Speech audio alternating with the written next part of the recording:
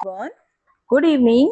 उम्मीद करती हूँ आप सभी अच्छे होंगे और स्वस्थ होंगे। स्वागत है आप सभी का आज की क्लास में।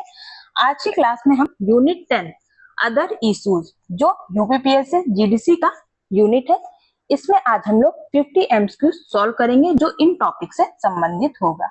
अगर आप चैनल पर नए हैं तो चैनल को सब्सक्राइब कीजिएगा। वीडियो अच्छी लगे तो वीडियो को लाइक कीजिएगा। किसी क्वेश्चन में कोई भी क्वेरी होगी तो कमेंट बॉक्स में जरूर से बताइएगा।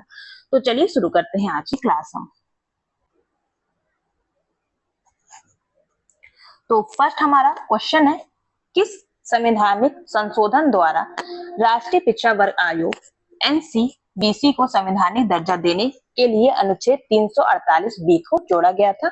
ऑप्शन ए 101वां संविधान संशोधन है, ऑप्शन बी 102वां संविधान संशोधन, ऑप्शन सी 103वां संविधान संशोधन है और ऑप्शन डी 105वां संविधान संशोधन। तो बताइए कौन सा ऑप्शन सही होगा? तो ये है आपका ऑप्शन बी 102वां संविधान संशोधन। और 101वां संविधान संशोधन किससे संबंधित है? तो ये संबंधित है जीएसटी से। और 103वां किससे संबंधित है? ये संबंधित है ईडब्ल्यूएस से, मतलब इकोनॉमिक वीकर सेक्शन से। तो ऑप्शन बी इस क्वेश्चन का राइट आंसर है। नेक्स्ट क्वेश्चन है, निम्नलिखित समाजशास्त्रियों में से किसने भारत में दलितों के सशक्तिकरण और हाशिए पर जाने की प्रक्रिया का विश्लेषण करने के लिए अधीनस्थता की अवधारणा का उपयोग किया है? Option A M N Srinivas, option B GS Ghurye, option C David Hardiman और ऑप्शन डी योगेंद्र सिंह। तो बताइए अधीनस्थता की अवधारणा का प्रयोग इनमें से किसने किया है? तो ये किया है डेविड हर्डिमैन ने।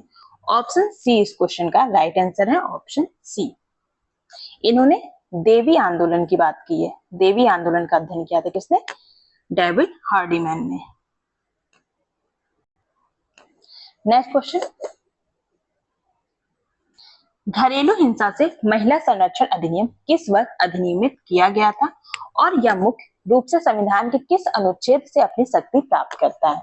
ऑप्शन है 2005 अनुच्छेद 21, ऑप्शन बी 2006 अनुच्छेद 14, ऑप्शन सी 2005 अनुच्छेद 15(3) और ऑप्शन डी है 2004 अनुच्छेद 39(a). तो बताइए कब अधिनियमित किया गया था और इसे किस अनुच्छेद से शक्ति प्राप्त है? तो ये है ऑप्शन सी 2005 में इसे अधिनियमित किया गया था और इसे अनुच्छेद 15(3) से शक्ति प्राप्त है। और अगर पूछे इसे कब लागू किया गया था तो ये लागू किया गया था 26 अक्टूबर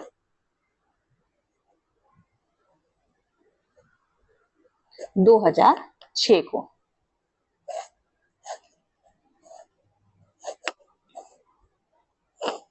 नेक्स्ट क्वेश्चन देखिए, ऑप्शन सी इस क्वेश्चन का राइट आंसर है, ऑप्शन सी। ओबीसी के भीतर क्रीमी लेयर की अवधारणा को सर्वोच्च न्यायालय के किस ऐतिहासिक निर्णय द्वारा पहली बार पेश किया गया था? ऑप्शन ए इंदिरा साहनी बनाम भारत संघ, ऑप्शन बी केशवानंद भारती बनाम केरल राज्य, ऑप्शन सी है मेनका गांधी बनाम भारत संघ और ऑप्शन डी है अशोक कुमार ठाकुर बनाम भारत संघ। तो बताइए ओबीसी के भीतर क्रीमी लेयर की अवधारणा को सर्वोच्च न्यायालय के ऐतिहासिक निर्णय द्वारा पहली बार कब पेश किया गया था? तो ये जो केस हुआ था इंदिरा साहनी बनाम भारत संघ 1992 में इसमें पेश किया गया था। ऑप्शन ए इस क्वेश्चन का राइट आंसर है, ऑप्शन ए। नेक्स्ट क्वेश्चन,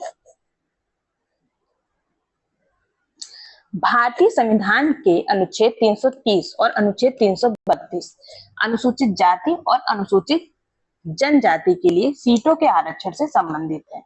कौन सी सीटों के आरक्षण के लिए? ऑप्शन ए लोक नियोजन में, ऑप्शन बी शैक्षणिक संस्थानों में, ऑप्शन सी लोकसभा और राज्य विधानसभाओं में और ऑप्शन डी पंचायती राज संस्थाओं में। तो बताइए आर्टिकल 330 और आर्टिकल 332 किससे संबंधित है?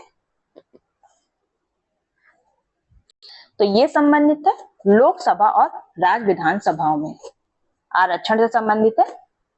ऑप्शन सी इस क्वेश्चन का राइट आंसर है, option C. Next question,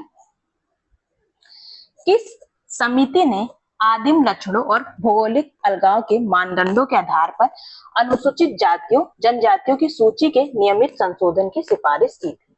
option A Lokur समिति, ऑप्शन बी है भुरिया समिति, ऑप्शन सी है मंडल आयोग और ऑप्शन डी है खाका समिति। तो बताइए कौन सी समिति थी ये?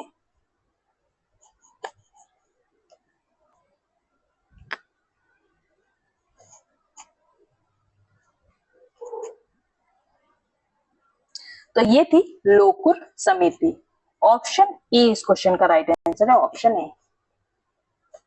कब ये समिति आई थी? तो ये समिति आई थी 1965 में। नेक्स्ट क्वेश्चन, यूएनडीपी द्वारा लैंगिक असमानता को मापने के लिए जेंडर एम्पावरमेंट मेजर को वैश्विक स्तर पर किस वर्ष पेश किया गया था? ऑप्शन ए है वर्ष 1990 में, ऑप्शन बी है 1995 में, ऑप्शन सी है 2000 में और ऑप्शन डी 2010 में। तो बताइए जेंडर एम्पावरमेंट मेजर को वैश्विक स्तर पर कब पेश किया गया था? तो ये पेश किया गया था वर्ष 1995 में। ऑप्शन बी इस क्वेश्चन का राइट आंसर है, ऑप्शन बी।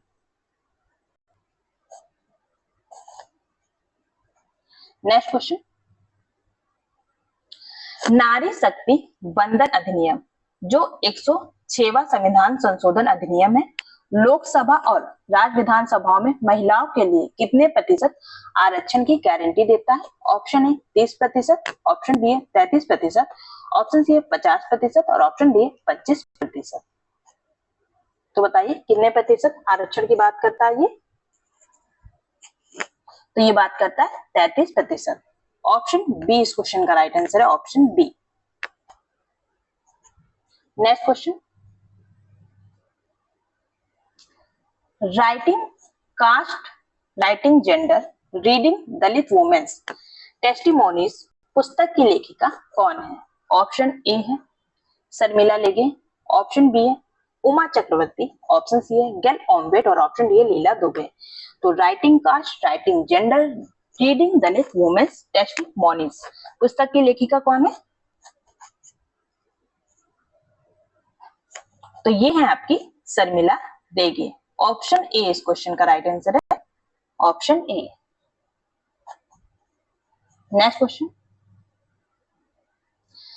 राज्य के नीति निर्देशक सिद्धांतों के अनुच्छेद 46 के तहत राज्य किसके शैक्षणिक और आर्थिक हितों को विशेष देखभाल के साथ बढ़ावा देगा? ऑप्शन ए महिलाओं और बच्चों को, ऑप्शन बी अनुसूचित जाति, अनुसूचित जनजाति और अन्य कमजोर वर्ग को, ऑप्शन सी है धार्मिक अल्पसंख्यक को और ऑप्शन डी कृषि श्रमिक को। बताइए इस क्वेश्चन का राइट आंसर।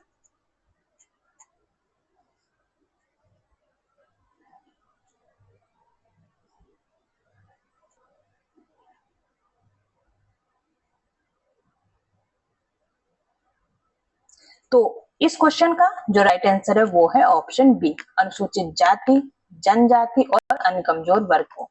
ऑप्शन बी इस क्वेश्चन का राइट आंसर है, ऑप्शन बी।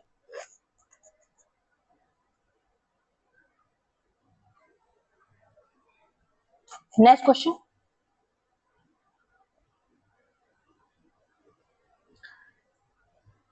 रणनीतिक लैंगिक हित बनाम व्यवहारिक लैंगिक आवश्यकताएं की अवधारणा किस नारीवादी समाजशास्त्री सिद्धांतकार द्वारा प्रतिपादित की गई थी? Option A Maxine Molyneux, option B है जूडिथ बटलर, ऑप्शन सी है सिल्विया बॉल्बी और ऑप्शन डी है नैन्सी फ्रेजर।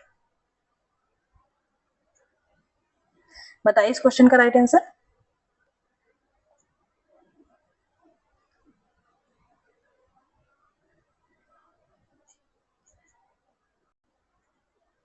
तो इस क्वेश्चन का जो राइट आंसर है वो है option A Maxim Molyneux. Option A इस क्वेश्चन का राइट आंसर है।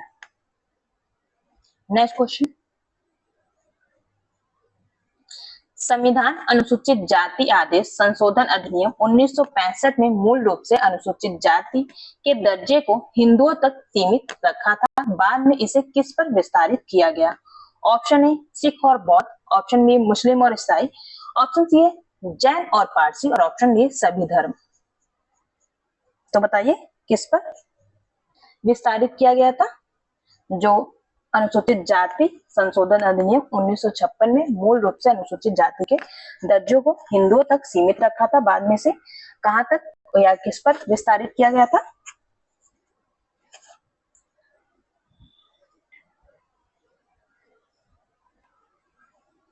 तो ये विस्तारित किया गया था ऑप्शन ए, सिख और बौद्ध पर। ऑप्शन ए इस क्वेश्चन का right answer, option A. Next question, भारतीय संविधान का कौन सा अनुच्छेद मानव तस्करी, जबरन श्रम बेगार को प्रतिबंधित करता है, जो सीधे तौर पर हाशिए के वर्गों की रक्षा करता है? ऑप्शन ए अनुच्छेद 17, ऑप्शन बी अनुच्छेद 23, ऑप्शन सी अनुच्छेद 24 और ऑप्शन डी अनुच्छेद 15। तो बताइए कौन सा अनुच्छेद है ये? तो ये है आपका अनुच्छेद 23। ऑप्शन बी इस क्वेश्चन का राइट आंसर है, ऑप्शन बी। नेक्स्ट क्वेश्चन, दलित चेतना शब्द समाजशास्त्रीय रूप से किस आंदोलन से जुड़ा है जिसने पारंपरिक संरचनात्मक पदानुक्रम को चुनौती दी थी? ऑप्शन ए सतनामी आंदोलन से, ऑप्शन बी है महार आंदोलन से, ऑप्शन सी है आत्मसम्मान आंदोलन से और ऑप्शन डी है उपरोक्त सभी से। तो बताइए दलित चेतना शब्द किससे जुड़ा हुआ है?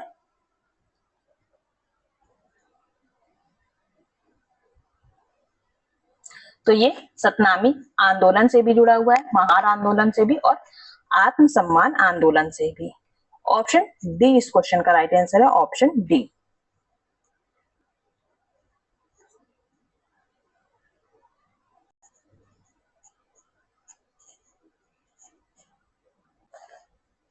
सतनामी आंदोलन ये संबंधित है घासीदास से। कहां पर हुआ था? छत्तीसगढ़ में यह आंदोलन हुआ था, इसके नेता थे घासीदास। फिर है महार आंदोलन, ये कहां से संबंधित है? तो ये संबंधित है महाराष्ट्र से। इसके नेता कौन है? B R Ambedkar.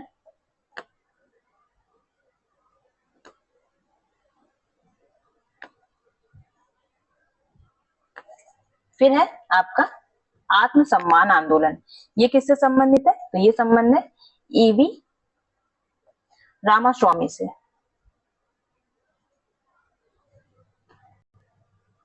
EV Ramaswamy कहां से? दक्षिण भारत, साउथ इंडिया।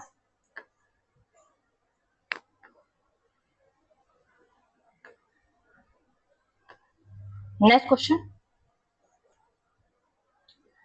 ओबीसी आरक्षण के संदर्भ में निम्नलिखित में से किस मुद्दे की जांच के लिए रोहिणी आयोग नियुक्त किया गया था? ऑप्शन ए है ओबीसी में ट्रांसजेंडरों को शामिल करना, ऑप्शन बी है ओबीसी का उप वर्गीकरण करना, ऑप्शन सी क्रीमी लेयर संशोधन के मानदंड तय करने के लिए और ऑप्शन डी निजी क्षेत्र में आरक्षण देने के लिए।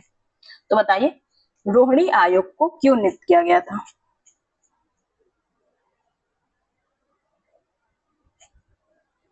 तो ये ओबीसी के उप वर्गीकरण के लिए नियुक्त किया गया था। ऑप्शन बी इस क्वेश्चन का राइट आंसर है, ऑप्शन बी।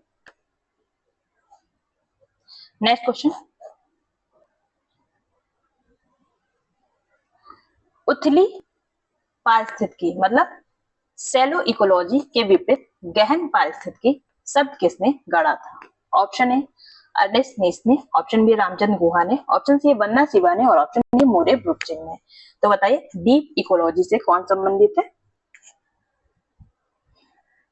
तो ये संबंधित है अर्नेस्ट नीस। ऑप्शन ए इस क्वेश्चन का राइट आंसर है, option A. Next question, Ulrich Beck ने अपनी किस प्रसिद्ध पुस्तक में जोखिम समाज रिस्क सोसाइटी की अवधारणा पेश की जिसमें तर्क दिया गया कि आधुनिक पारिस्थितिकी मानव निर्मित तकनीकी जोखिमों से खतरे में है? Option A the consequence of modernity, option B है risk society toward a new modernity, option C ecological communication और option D the silent spring. तो बताइए रिस्क सोसाइटी का कॉन्सेप्ट उल्रिच बेक ने किसमें दिया था?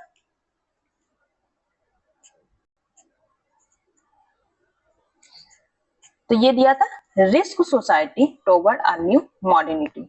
ऑप्शन बी इस क्वेश्चन का राइट आंसर है, ऑप्शन बी। बाकी जो है आपका द कॉन्सिक्वेंस ऑफ मॉडर्निटी, ये किसकी पुस्तक है? ये पुस्तक है आपके एंथोनी गिडेंस की। फिर आपका है इकोलॉजिकल कम्युनिकेशन, ये पुस्तक किसने लिखी है? ये पुस्तक लिखी है निकोलस लुहमान ने।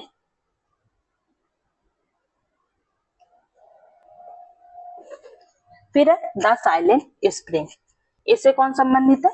Rachel Carson. ठीक, ऑप्शन बी इस क्वेश्चन का राइट आंसर है। नेक्स्ट क्वेश्चन, भारत में कॉर्पोरेट सामाजिक उत्तरदायित्व कंपनी अधिनियम 2013 की किस धारा के तहत अनिवार्य है? ऑप्शन ए धारा 135, ऑप्शन बी है धारा 145, ऑप्शन सी है धारा 121 और ऑप्शन डी है सेक्शन मतलब धारा 138। तो ये अनिवार्य है धारा 135। ऑप्शन ए इस क्वेश्चन का राइट आंसर है, ऑप्शन ए। नेक्स्ट क्वेश्चन,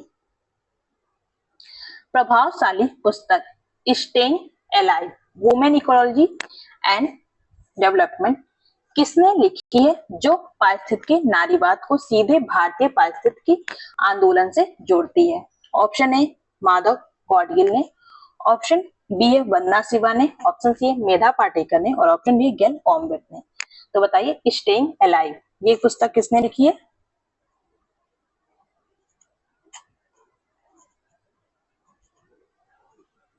तो ये लिखी है वंदना शिवा ने। ऑप्शन बी इस क्वेश्चन का राइट आंसर है, ऑप्शन बी। नेक्स्ट क्वेश्चन, भारतीय कानून के तहत किसी कंपनी का अनिवार्य सीएसआर गतिविधियों के लिए अर्हता प्राप्त करने के लिए वित्तीय सीमा क्या है? ऑप्शन ए नेटवर्थ 500 करोड़ और टर्नओवर 1000 करोड़ या शुद्ध लाभ 5 करोड़। ऑप्शन बी है नेटवर्थ 100 करोड़ या टर्नओवर 500 करोड़। ऑप्शन सी है टर्नओवर की परवाह किए बिना शुद्ध लाभ 10 करोड़ और ऑप्शन डी है केवल टर्नओवर 2000 रुपए करोड़। बताइए इस क्वेश्चन का राइट आंसर। तो इसका जो राइट आंसर है नेटवर्थ 500 करोड़ और टर्नओवर 1000 करोड़, शुद्ध लाभ 5 करोड़। ऑप्शन ए इस क्वेश्चन का राइट आंसर है, ऑप्शन ए। ये वित्तीय सीमा तय की गई है सीएसआर की, सीएसआर की। नेक्स्ट क्वेश्चन, उत्पादन के ट्रेडमिल की समाजशास्त्रीय अवधारणा जो यह बताती है कि कैसे पूंजीवादी आर्थिक विकास स्वाभाविक रूप से पारिस्थितिकी तंत्र को नष्ट करता है, किसके द्वारा प्रतिपादित किया गया था? ऑप्शन ए एलन शाइबर के द्वारा, ऑप्शन बी है जॉन बेलोमी फोस्टर के द्वारा, ऑप्शन सी है कार्ल मार्क्स के द्वारा और ऑप्शन डी है एमैनुअल वॉलस्टीन के द्वारा। तो बताइए ट्रेडमिल ऑफ प्रोडक्शन किससे संबंधित है? तो ये संबंधित है एलन शाइबर के द्वारा। ऑप्शन ए इस क्वेश्चन का राइट आंसर है, ऑप्शन ए। नेक्स्ट क्वेश्चन, संयुक्त राष्ट्र के सतत विकास लक्ष्यों में 2030 तक प्राप्त किए जाने वाले कितने लक्ष्य या उपलक्ष्य शामिल है? ऑप्शन ए है 15 लक्ष्य और 150 उपलक्ष्य है, ऑप्शन बी 17 लक्ष्य और 159 उपलक्ष्य है, 59 नहीं 169, ऑप्शन सी है 20 लक्ष्य और 100 उपलक्ष्य है और ऑप्शन डी है 12 लक्ष्य और 95 उपलक्ष्य है। तो बताइए कितने? तो एसडीजी की शुरुआत हुई थी आपके 2015 में और इसे पूरा करने का टारगेट जो रखा गया वो रखा गया 2030 में। देन इसमें कितने लक्ष्य रखे गए? 17 लक्ष्य और 169 उपलक्ष्य। ऑप्शन बी इस क्वेश्चन का राइट आंसर है, ऑप्शन बी। नेक्स्ट क्वेश्चन, समाजशास्त्री रामचंद्र गुहा ने अपने काम द अनक्वाइट वुड्स में किस भारतीय पारिस्थितिकी आंदोलन का प्रसिद्ध विश्लेषण किया था? ऑप्शन ए है नर्मदा बचाओ आंदोलन का, ऑप्शन बी है पिको आंदोलन का, ऑप्शन सी चिपको आंदोलन का और ऑप्शन डी साइलेंट वैली आंदोलन का। तो बताइए अनक्वाइट वुड्स में किसका विश्लेषण किया है रामचंद्र गुहा ने?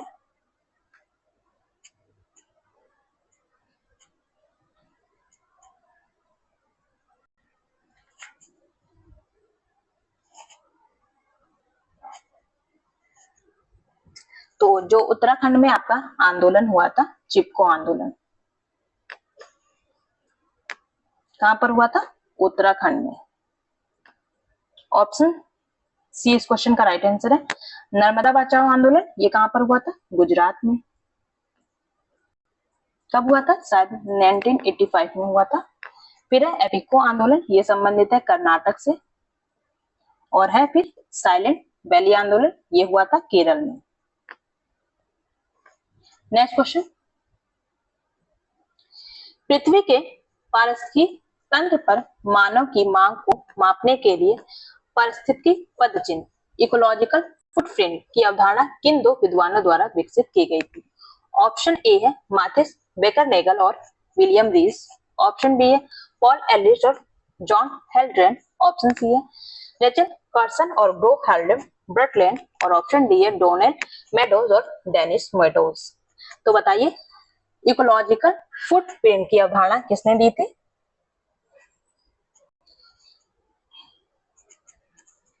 तो इस क्वेश्चन का जो राइट आंसर वो है ऑप्शन ए मार्टिस बेकरनेगल और विलियम रीस ने। ऑप्शन ए इस क्वेश्चन का राइट आंसर है, option A. Next question, corporate सामाजिक उत्तरदायित्व सीएसआर में ट्रिपल बॉटम लाइन टीबीएस ढांचा किन तीन आयामों पर केंद्रित है? ऑप्शन ए है लाभ उत्पादन और प्रदर्शन। ऑप्शन बी है लाभ पर्यावरण और लाभ। ऑप्शन सी है नीति कार्यक्रम और प्रगति। और ऑप्शन डी है खरीद शक्ति और कीमत। तो बताइए किस पर आश्रित है? तीन आयाम कौन कौन से हैं? तो ये है आपके पीपल, प्लैनेट और प्रॉफिट, लोग, ग्रह या पर्यावरण, लाभ। ऑप्शन बी इस क्वेश्चन का राइट आंसर है, option B. Next question, Joan Martinez Alier और रामचंद्र गुहा द्वारा विकासशील देशों में किस प्रकार के पर्यावरणवाद को गरीबों का पर्यावरणवाद कहा गया है? ऑप्शन ए है उत्तर भौतिकवादी पर्यावरणवाद को। ऑप्शन बी है आजीविका आधारित पर्यावरणवाद को। ऑप्शन सी है संरक्षणवादी पर्यावरणवाद को। और ऑप्शन डी है सौंदर्य शास्त्री पर्यावरणवाद को। तो बताइए गरीबों का पर्यावरणवाद किसे कहा गया है?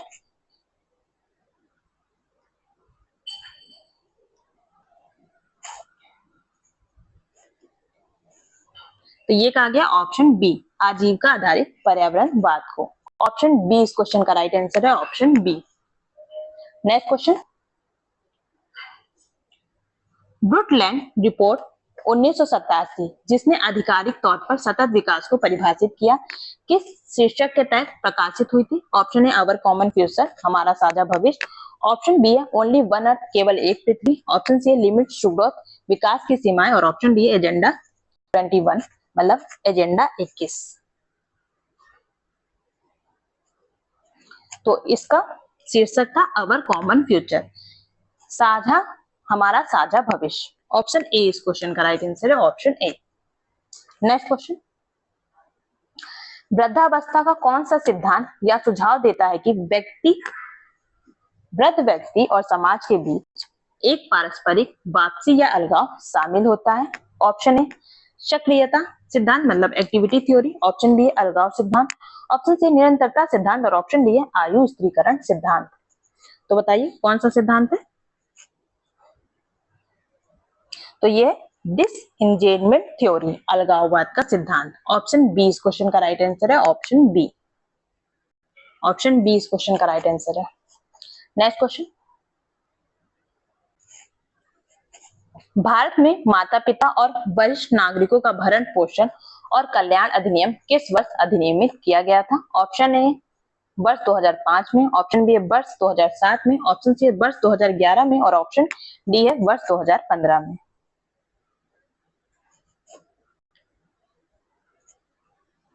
तो ये कब आया था?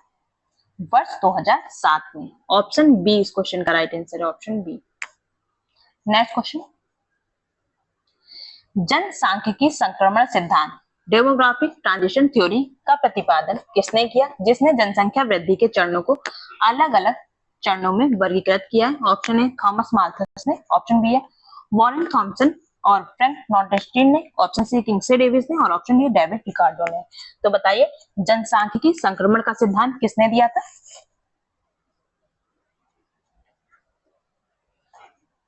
तो ये दिया था वॉरेन थॉमसन और फ्रैंक नोटेस्टीन ने। ऑप्शन बी इस क्वेश्चन का राइट आंसर है, ऑप्शन बी। नेक्स्ट क्वेश्चन,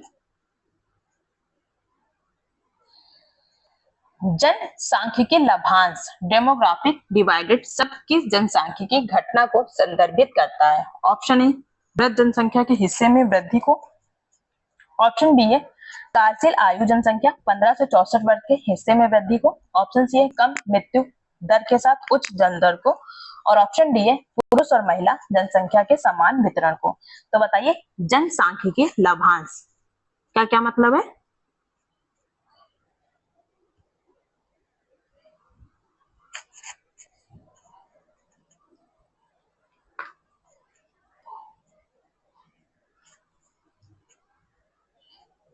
तो इसका मतलब है कार्यशील आयु जनसंख्या जो 15 से 64 वर्ष के बीच की होती है। ऑप्शन बी इस क्वेश्चन का राइट आंसर है, ऑप्शन बी। नेक्स्ट क्वेश्चन, जनसांख्यिकी अध्ययनों में निर्भरता अनुपात की गणना किन आयु समूहों की तुलना करके की जाती है? ऑप्शन ए 15 से कम और 64 से अधिक की आयु बनाम मतलब 15 से 64 आयु वर्ग के लोगों के बीच, ऑप्शन बी 18 वर्ष से कम आयु की जनसंख्या बनाम कुल जनसंख्या, ऑप्शन सी महिला कार्यशील जनसंख्या बनाम पुरुष कार्यशील जनसंख्या और ऑप्शन डी है ग्रामीण जनसंख्या बनाम शहरी जनसंख्या।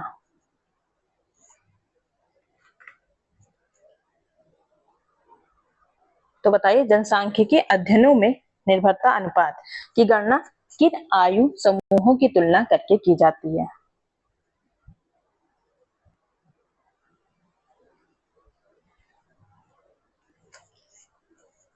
तो ये होते हैं जो भी व्यक्ति 15 से कम आयु का होता है और 64 से अधिक आयु का होता है, वो निर्भरता डिपेंडेंसी रेशियो के अंतर्गत आता है।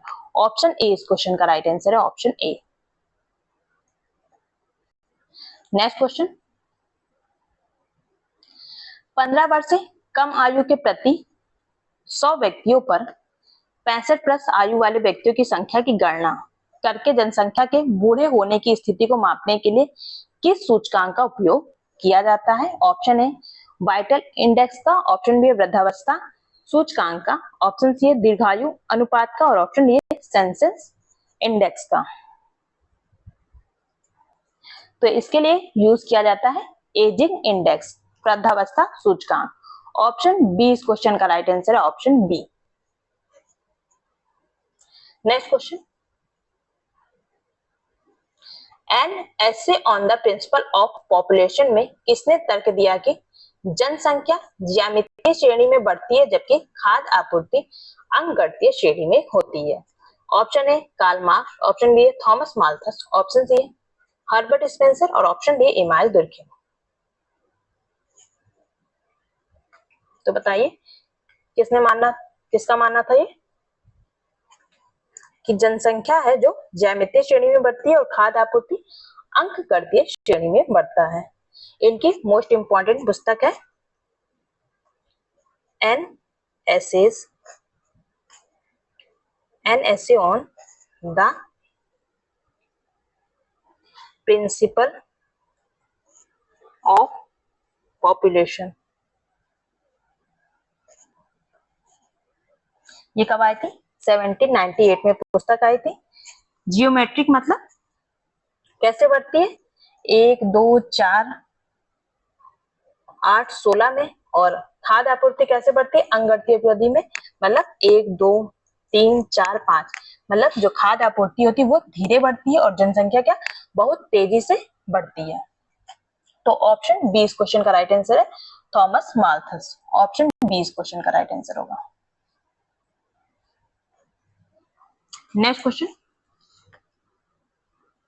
द्वितीय जनसांख्यिकी संक्रमण STDT लेस्टागे और बैंडी का द्वारा विकसित एक अवधारणा है जो क्या समझाती है। ऑप्शन ए है जीवन शैली की बीमारियों के कारण मृत्यु दर में वृद्धि हुई है। ऑप्शन बी उप प्रतिस्थापन, प्रजनन क्षमता, सहवास और देर से बच्चे पैदा करने की प्रवृत्ति। ऑप्शन सी विकासशील देशों में बड़े पैमाने पर प्रवासन और ऑप्शन डी तीसरे दुनिया के देशों में महामारी संक्रमण। तो इस क्वेश्चन का जो राइट आंसर वो है ऑप्शन बी उप प्रतिस्थापन, प्रजनन क्षमता, सहवास और देर से बच्चे पैदा करने की प्रवृत्ति। ऑप्शन बी इस क्वेश्चन का राइट आंसर है। नेक्स्ट क्वेश्चन, सामाजिक न्याय और अधिकारिता मंत्रालय द्वारा चलाई जा रही अटल व्यय अभ्युदय योजना का उद्देश्य क्या है। ऑप्शन ए युवाओं को कौशल विकास, ऑप्शन बी वरिष्ठ नागरिकों का समग्र सशक्तिकरण, ऑप्शन सी जनजातीय कल्याण और आवास और ऑप्शन डी ट्रांसजेंडर स्वास्थ्य सेवा। तो बताइए अटल वयो अभ्युदय का क्या लक्ष्य है।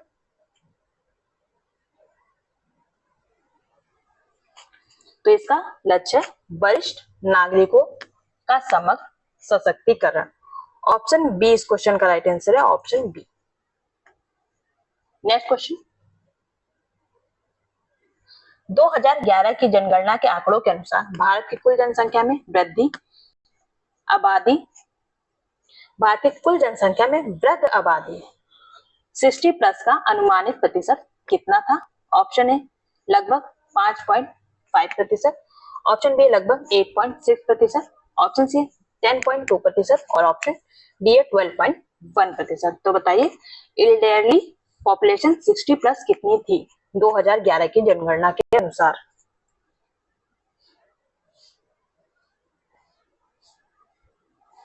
तो ये थी 8.6%। ऑप्शन बी इस क्वेश्चन का राइट आंसर है, ऑप्शन बी। नेक्स्ट क्वेश्चन, जनसंख्या अध्ययन में जनन शक्ति और प्रजनन क्षमता से भिन्न होती है क्योंकि जो जनन शक्ति का अर्थ है ऑप्शन ए एक महिला द्वारा पैदा किए गए जीवित बच्चों की वास्तविक संख्या, ऑप्शन बी है बच्चे पैदा करने की महिला की जैविक क्षमता, ऑप्शन सी है जनसंख्या प्रतिस्थापन की दर और ऑप्शन डी है महिलाओं की औसत विवाह आयु। तो आपको बताना है जनन शक्ति का अर्थ बताना है।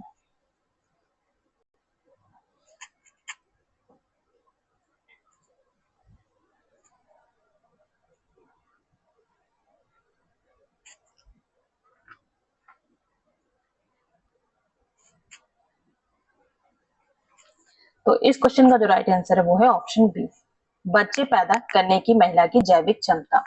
ऑप्शन बी इस क्वेश्चन का राइट आंसर है। नेक्स्ट क्वेश्चन, सर्वोच्च न्यायालय ने किस ऐतिहासिक निर्णय ने ऑनर किलिंग को रोकने और खाप पंचायतों के खिलाफ सख्त कार्रवाई के लिए दिशा निर्देश जारी किए थे। ऑप्शन ए शक्ति वाहिनी बनाम भारत संघ में 2018 में हुआ था, ऑप्शन बी है नवतेज सिंह जौहर बनाम भारत संघ 2018, ऑप्शन सी है जोसेफ साइन बनाम भारत संघ 2018 और ऑप्शन डी है अनेस गुराम बनाम बिहार राज्य। तो बताइए ऑनर किलिंग के लिए कब सर्वोच्च न्यायालय ने अपना निर्णय दिया था रोकने के लिए। तो ये है शक्ति वाहिनी बनाम भारत संघ 2018 में। ऑप्शन ए इस क्वेश्चन का राइट आंसर है, ऑप्शन ए। नेक्स्ट क्वेश्चन, समाजशास्त्रीय रूप से ऑनर किलिंग पारंपरिक समाज की किस संरचनात्मक विशेषता में सबसे गहरी रूप से जुड़ी हुई है। ऑप्शन ए अंतर्विवाह और पितृसत्ता, ऑप्शन बी वर्ग चेतना, ऑप्शन सी आधुनिकीकरण और ऑप्शन डी बहुपति विवाह। तो बताइए ऑनर किलिंग का संबंध इनमें से किससे है। तो ये संबंधित है अंतर्विवाह और पितृसत्ता से। ऑप्शन ए इस क्वेश्चन का राइट आंसर है, ऑप्शन ए। नेक्स्ट क्वेश्चन, एकीकरण के आधार पर भारतीय जनजातियों को 3 श्रेणियों में किसने वर्गीकृत किया है। एक है शुद्धतावादी, दूसरा है हिंदूकृत और तीसरा है ईसाईकृत। ऑप्शन है बेरियर एल्विन ने, ऑप्शन बी जीएस घुरिये ने, ऑप्शन सी एनके बोस ने और ऑप्शन डी एससी दुबे ने। तो बताइए ये किसने बांटा है भारतीय जनजातियों को? शुद्धतावादी, हिंदूकृत और ईसाईकृत में।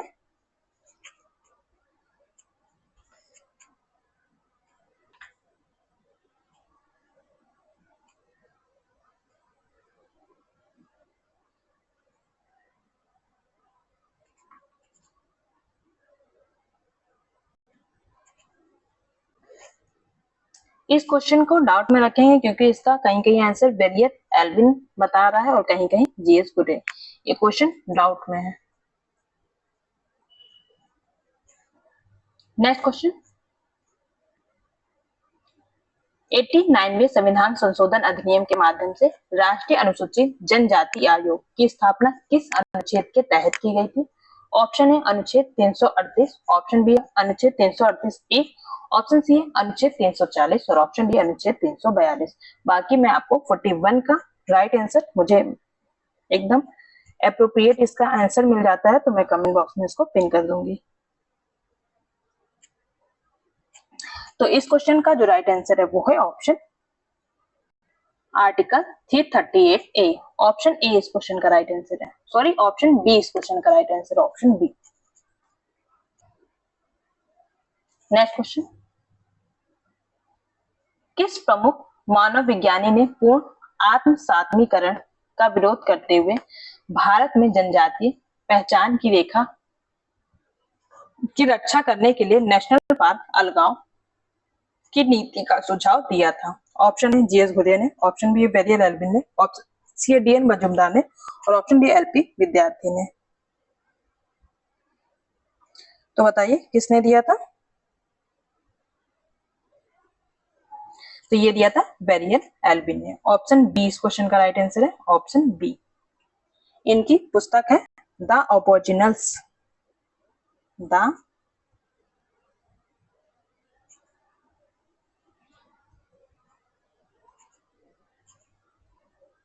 ये है आपके बेरियर एल्विन की पुस्तक जो आई थी 1943 में। नेक्स्ट क्वेश्चन, जीएस घुरिये ने भारत की जनजातीय आबादी को आलोचनात्मक रूप से क्या कहा था? ऑप्शन ए मूल निवासी, ऑप्शन बी पिछड़े हिंदू, ऑप्शन सी आदिवासी और ऑप्शन डी पहाड़ी जनजातियां। तो इन्होंने क्या कहा था? पिछड़े हिंदू। ऑप्शन बी इस क्वेश्चन का राइट आंसर है, ऑप्शन बी। नेक्स्ट क्वेश्चन है घुमकुरिया एक प्रसिद्ध युवा ग्रह है जो निम्नलिखित में से भारत की किस जनजाति से संबंधित है? ऑप्शन है संथाल जनजाति से, ऑप्शन बी उरांव जनजाति से, ऑप्शन सी है गोंड जनजाति से और ऑप्शन डी भील जनजाति से। तो बताइए घुमकुरिया किससे संबंधित है? एक प्रकार का डॉर्मेट्री है ये।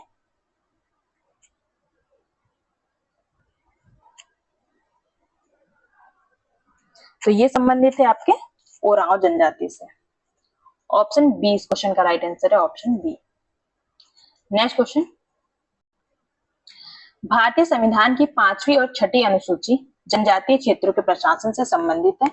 कौन सा राज्य 6ठी अनुसूची के अंतर्गत शामिल नहीं है? Option A Assam, option B Meghalaya, option C Manipur और ऑप्शन डी मिजोरम।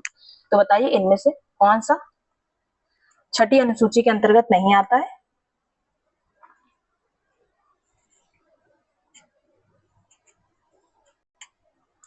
तो जो आपका मणिपुर लिखा है ये नहीं आता। ऑप्शन सी क्या आता है? त्रिपुरा।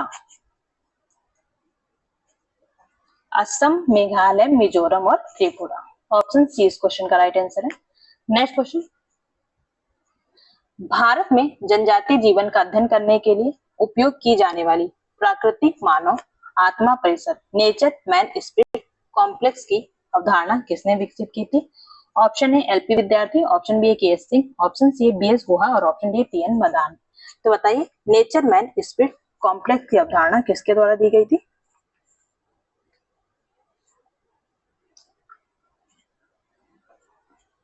तो ये बात करते हैं एलपी विद्यार्थी। ऑप्शन ए इस क्वेश्चन का राइट आंसर है।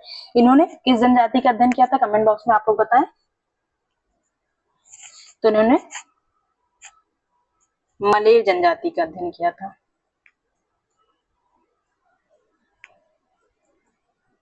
जो कहां से संबंधित है? आपके बिहार झारखंड से संबंधित है।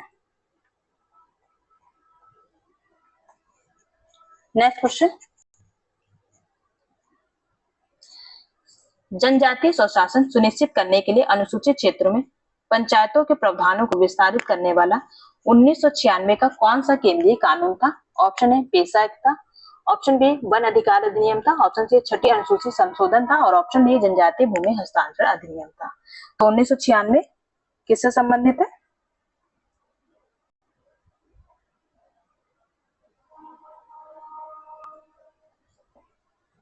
तो ये संबंधित है पंचायतों के प्रावधानों से संबंधित पेशा एक्ट।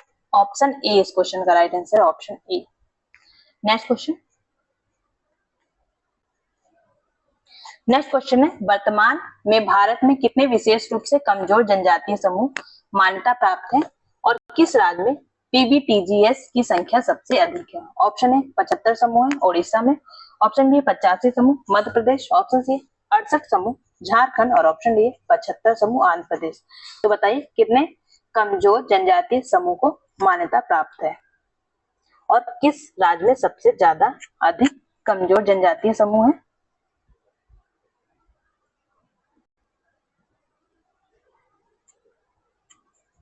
तो ये है आपके 75 समूह है और कहां पर है? ओडिशा में है। ऑप्शन ए इस क्वेश्चन का राइट आंसर है, option A. Option A. Next question, आज की वीडियो का ये लास्ट क्वेश्चन है, यदि इमाइल दुर्खिम के चश्मे से विश्लेषण किया जाए तो सामाजिक मानदंडों सम्मान के अत्यधिक दबाव के कारण होने वाली ऑनर किलिंग आत्महत्या को किस श्रेणी में रखा जाता है? ऑप्शन ए है अहमवादी आत्महत्या, ऑप्शन बी परार्थवादी आत्महत्या, ऑप्शन सी विसंगतिपूर्ण आत्महत्या और ऑप्शन डी भाग्यवादी आत्महत्या। तो बताइए